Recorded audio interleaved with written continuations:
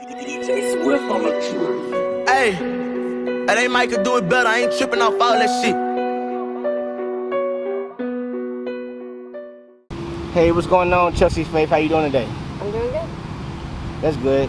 It's good that we kind of got like the same name. I'm RichinFaith, you Chelsea Faith. Yeah. That's pretty cool. So, what inspired your name? Well, Chelsea, I'm not really sure. My parents just liked it, but they didn't know if I was going to be a boy or girl. They didn't find out the sex, so they originally named me Ethan Cord.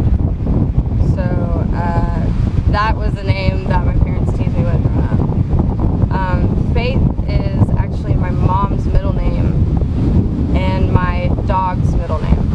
So keeping it in the family. Cool. So they really wanted you to be a boy. Yeah, I guess so. I don't know. Do you have any brothers, anything like that? I have a little sister that goes to Georgia State. Wow. Yeah. And you go to Georgia State too as well, Yeah, right? I go to Georgia State. I'm a psychology major. I actually, what I want to do for a career is be a music therapist. Mm-hmm. So I'll be able to use my talents to ultimately help other people. So what kind of person would you like to label yourself? What kind of person are you? I'm a very caring and sensitive person. I would say that I feel things too deeply sometimes, and it gets me in trouble. Yeah. So are you like, when is your birthday? October 4th, so I'm a Libra. So what inspired the dreadlocks? So when I was growing up, I just always loved dreadlocks. Like I used to save pictures in my like folder on my like family computer of just different people with dreads, and I used to tell my parents like I want my hair to be like this, and they just they didn't really take it seriously. They were just kind of like no, pretty much, because they didn't want me to do this to my hair ultimately. But I turned 22. I'm 26 now, and there was just things happening in my life, and I felt like I needed a change, and my hair was something that I held on to because it was like long and straight and blonde. It was past my waist, and it was something that I like held on to, and it was kind of like a letting go, getting my hair done like this, getting dreadlocks, which is funny because it's one of the hardest hairstyles to have. Yeah, I'm sure. It really is. I'm sure. It takes a long time for it to lock up for the most part, huh? Yeah, it took me about 6 months, but I love them. I'm probably gonna have them for like 10 years or something. Cool. So what inspired you to want to do music, and what type of music do you do? So my music background is from a worship leader standpoint. So I was really heavily involved in church. Growing up, me and my sister both, my sister is a musician as well, and she and I used to travel to different churches and sing worship music. And I would say that, I mean, definitely like influenced who I am today and my music. I have steered kind of away from the worship music standpoint, but I love like gospel, I love soul, I love R&B, and I feel like those aspects of my personality and who I am comes out in my music because I like all of those different types of genres. So who are some singers that influence you to want to make music outside of gospel? So I would consider myself my genre would be a soulful acoustic artist. So some of my influences are mainly they're female. I love Jenny Lewis. I love Feist. I love, well, pretty much anything Jenny Lewis does. So Rilo Kiley. I love a lot of really sad, and if you know my music, you will understand this, but really sad music that kind of makes you feel something. And I feel like who I am as a person, my outlet comes out through music, and I feel like that's where I get some of my like deepest troubles out, just through my songs. So you said you like to do sad. A lot of your music is built around sad type of themes. So are the things in your music that's sad, is that how you really feel? Is that something that you may be going through, so you just put it into your music? Yeah, so like my family and friends always make fun of me because I am like an extremely happy person. I'm positive for the most part. I have joy, but like all my music just turns really sad, and I feel like that's almost like me getting some kind of like toxicness out of me through my music, and it in return helps other people who are feeling the same kind of way, because a lot of music focuses around like happy and like the good times of your life and you're in love and all this stuff, and it's like that's not how you feel all the time. And I write like some of my best songs when I am in a place of anxiety and depression, and I feel like that comes out and it heals me in return. Cool. So what is take me through your recording process. How often do you go to the studio, and when you go to the studio, what are some things you may need, and do you get into a very, very deep meditation before you go record? So I right now am in the process of trying to get my EP together, and as far as recordings go, I'm not necessarily, I'm more of a live artist. Like I don't have too many recordings. I have my demo from like when I was 18 years old that doesn't really even sound like me now. And then like a Christmas song, but I play around the city at some different places that are mainly for like acoustic artists.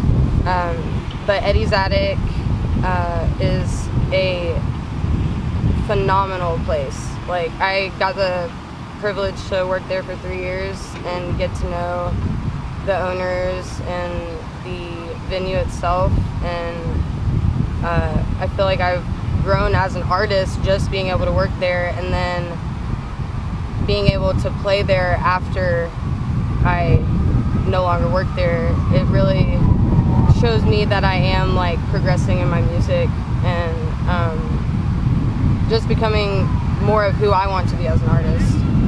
And I don't know, I really, of course I do want recordings and I will have my stuff recorded, but I love the rawness of being in a venue and having the people right in front of you and like feeding off the people in front of you, because ultimately they've influenced your music, the people that come to see you, you know? And it's like this beautiful cycle of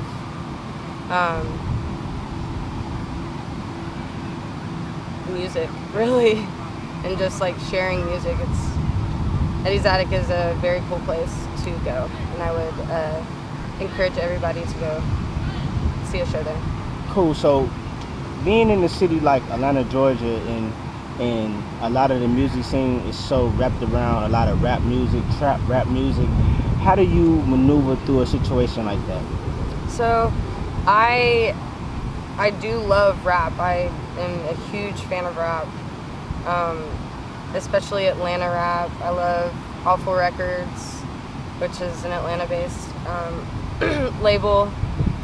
And I do actually get some rappers who hit me up and want to do music with me, and I've definitely thought about it. I haven't done anything yet, but it would be something that I feel would allow me to grow as an artist, doing something like that I'm interested in, and that would be completely different from what I am used to in my music. All right, so I try to stay relevant in my circle of music by just really being in touch with my community and other musicians that are playing in the same venues as me, making similar music.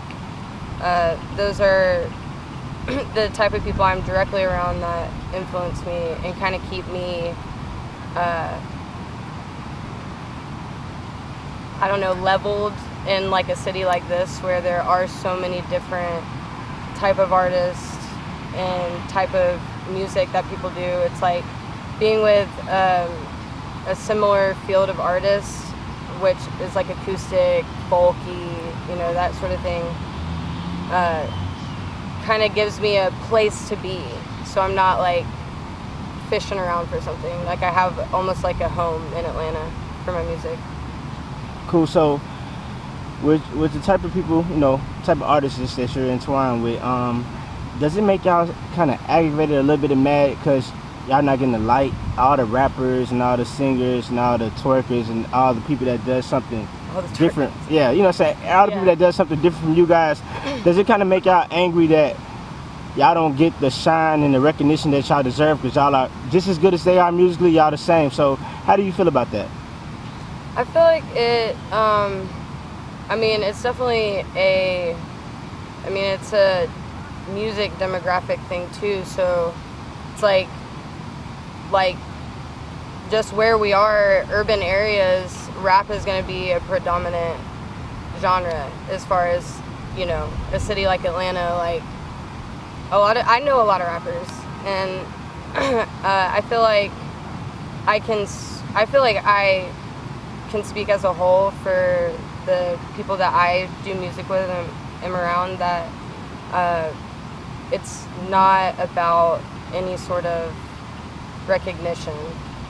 It's like sharing an experience with other people and being able to touch other people with their music and their experiences. Cool. So I don't want to talk about too much of rap music, but you know, a lot of rappers, they do music for the money. Mm-hmm. And so for your type of genre of music, or the crowd you're around in your community of music, do y'all do music for the money, or do y'all do the music for the love of just doing music? Like, do you have to blow up? I'm sorry for cutting you off. Do you have to do you feel like you'll feel accomplished if you blow up and sign a record deal and get all this money? Like, what will make you feel accomplished? Personally, my accomplishment is finishing half of a song. You know what I mean? Like, that to me is telling me that my artistry and my creative flows are working, you know? And that those little bitty goals lead up to this bigger picture that you don't necessarily see in the beginning. And I don't feel like that goal for the genre of music that there's always people out there who are just chasing money. But the people that I'm around, it's not about the money. My friend Bridget, who is an incredible artist, Bridget Lean, she is playing at an ice cream shop just because, like, she's getting paid like $20, but it's because she loves playing.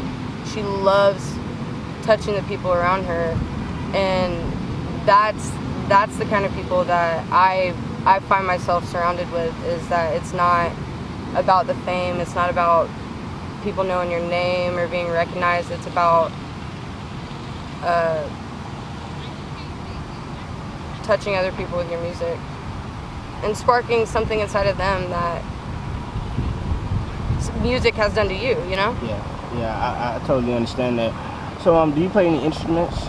Yeah, I play guitar and piano. Yeah. So you said your sister does music as well, right? So do y'all make songs with each other? When we were growing up and in like high school, little like after high school, we were still doing music together pretty regularly, but then we just, you know, got busy with different stuff. She is an interior designer, so she's got her books full, but as of right now, we do, like, to go on with your last question about like fame and stuff like that, like I sing at weddings, I sing at, like, I'll sing at a barbecue. Yeah. You know what I mean? Like, Yeah. it's not like about, it's just about sharing music. So how could you bring a different type of influence to Atlanta musically, and how could you bring a different kind of influence to the world?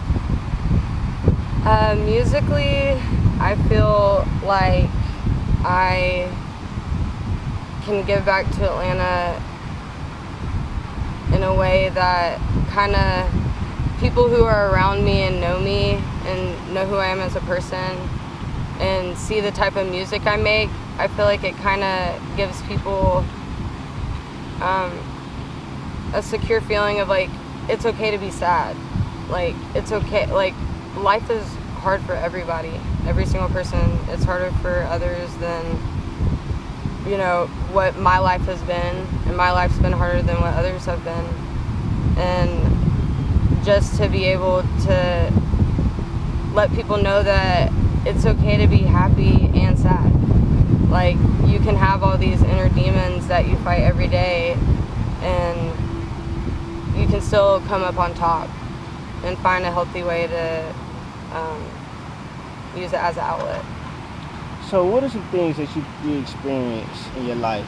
Because you're 26, right? Mm. So you're 26 years of living. What are some things that you experience in your life that make you feel so sad? Like, can I get inside? I want to get inside your brain. I want to get inside your mind. What are some things have you just experienced that made you want to make this type of music? So, my beginning writing of music started with, like, I would be heartbroken, like I would go through a breakup or something, and I would be so sad, like my songs would be about love and kind of like either being like crushed by it or like rising above it kind of thing.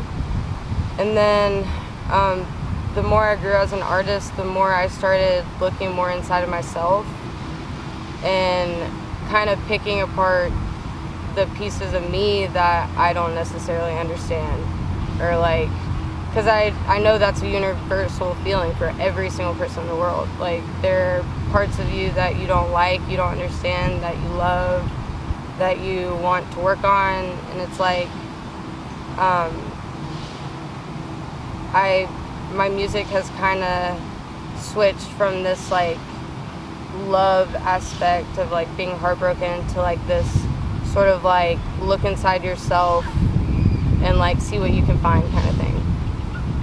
So that's where my past few songs have been, and it's mainly like interpretation too, which I love about some of the artists that influence me, is that like their songs are from like an interpretive standpoint, so you can listen to it in your life and it could mean something completely different to you than somebody else who has gone through a completely different thing, and they hear a different song, they hear different lyrics, they hear a different message, and that's like so important as an artist, is to be able to, in my opinion, to be able to make people think and feel differently than they did before they heard your song.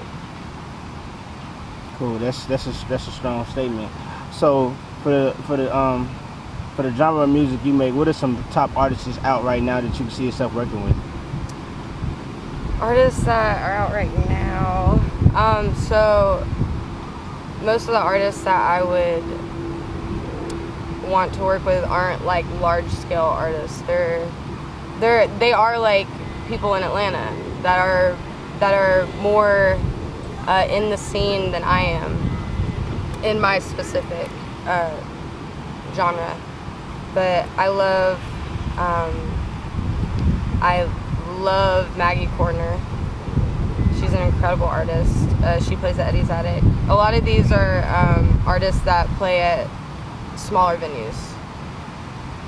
I would love to work with the Von Grays. They're three sisters. Well, there's four of them, but they're three sisters from Atlanta. They play around the city, and they're absolutely incredible. And I definitely find myself wanting to get inspiration from their stuff, from their music. Some people that I do work with in the city are Brian Rebels, incredible folk artist. He plays a banjo, guitar, harmonica. He's so talented. And I sing in one of his bands, Brian Rebels and the Heat Lightning.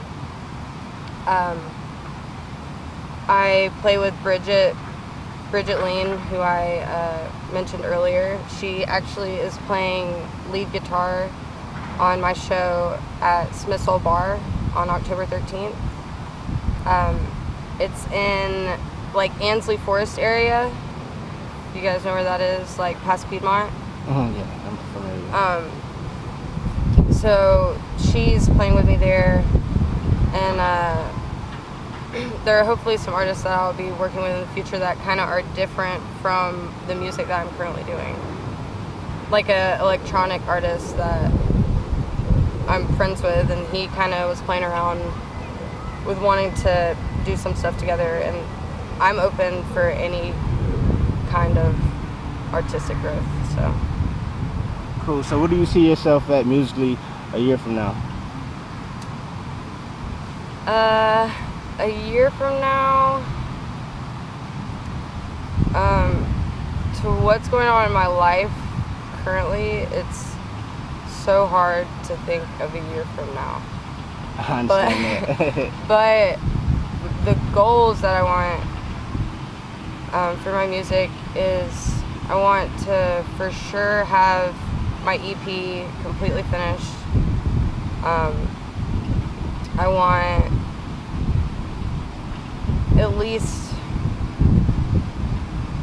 I would at least like to have like 10 more songs. Okay. My main goal is writing, because it's not something that necessarily comes natural for me. Okay, I understand that too. I understand that. Yeah. I understand that. Well, Mrs. Faith, Chelsea Faith, it was so wonderful doing this interview with you. And Thank you. I want to work with you in the near future. Is there anything you want to say before we leave? I just want to say, if you're going through a hard time, so am I, and we're gonna get through it. And that's the most powerful thing that ever been said on this channel. We RichinFaithTV, and we out.